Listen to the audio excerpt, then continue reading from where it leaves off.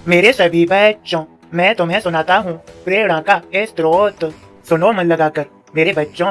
जिंदगी है तो संघर्ष है, तनाव है, काम का प्रेशर है, खुशी है, डर है, लेकिन अच्छी बात यह है कि ये सभी स्थायी नहीं है। समय रूपी नदी के प्रवाह में से सब प्रवाहमान है। कोई भी परिस्थिति चाहे खुशी की हो या गम की, कभी स्थायी नहीं होती। समय के अविरल प्रवाह में विलीन हो जाती है। मेरे बच्चों, ऐसा अधिकतर होता है कि जीवन की यात्रा के दौरान तुम अपने आप को कई बार दुख, तनाव, चिंता, डर, हताशा, निराशा, भय, रोग इत्यादि के मकड़ जाल में फंसा हुआ पाते हो। तुम तत्कालिक परिस्थितियों के इतने वशीभूत हो जाते हो कि दूर दूर तक देखने पर भी तुम्हें कोई प्रकाश की किरण मात्र भी दिखाई नहीं देती। दूर से चींटी की तरह महसूस होने वाली परेशानी तुम्हें नजदीक आते आते हाथी के जैसा रूप धारण कर लेती है और तुम्हें उसकी विशालता और भयावहता के आगे समर्पण कर परिस्थितियों को अपने ऊपर हावी हो जाने देते हैं। वो परिस्थिति तुम्हारे पूरे वजूद को हिला डालती है, तुम्हें हताश निराश के भंवर में उलझा जाती है। एक एक क्षण पहाड़ सा प्रतीत होता है और तुम्हारे से ज्यादातर लोग आशा की कोई किरण न देख पाने के कारण हताश होकर परिस्थिति के आगे हथियार डाल देते हैं। मेरे बच्चों, अगर आप किसी अनजान निर्जन रेगिस्तान में फंस जाएं, तो उससे निकलने का एक ही उपाय है, बस चलते रहें। अगर आप नदी के बीचों बीच जाकर हाथ पैर नहीं चलाएंगे तो निश्चित ही डूब जाएंगे।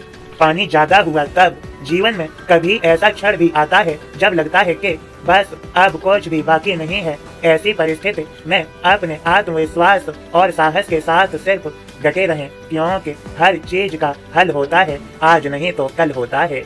मेरे सभी बच्चों, अब मैं तुम्हें एक कहानी सुनाता हूँ। एक बार एक राजा की सेवा से प्रसन्न होकर एक साधु ने उसे एक ताबीज दिया और कहा कि राजन, इसे अपने गले में डाल लो और जिंदगी में कभी ऐसी परिस्थिति आए जब तुम्हें लगे कि बस अब तो सब खत्म होने वाला है, ऐसी परेशानी के भंवर में अपने को फंसा पाओ, कोई प्रकाश की किरण नजर न आ रही हो, हर तरफ निराशा और हताशा हो, तब तुम इस ताबीज को खोलकर इसमें रखे कागज को पढ़ना। उससे पहले नहीं। राजा ने वह ताबीज अपने गले में पहन लिया।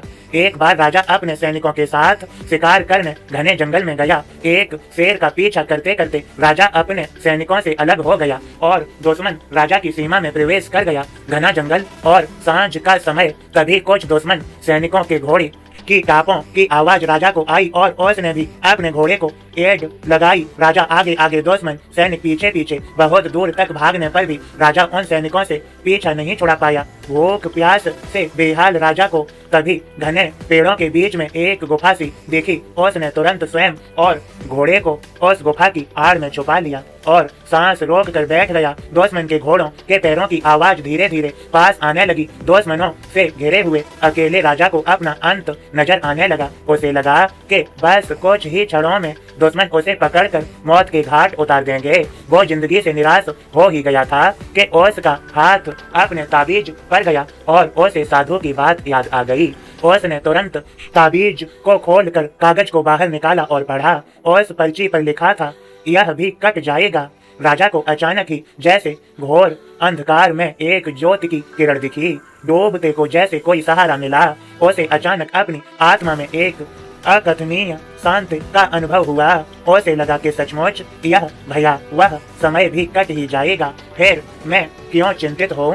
अपने प्रभु और अपने पर विश्वास रख उसने स्वयं से कहा कि हाँ, यह भी कट जाएगा। और हुआ भी यही। दुश्मन के घोड़ों के पैरों की आवाज पास आते आते दूर जाने लगी। कुछ समय बाद वहाँ शांति छा गई। राजा रात में गुफा से निकला और किसी तरह अपने राज्य में वापस आ गया।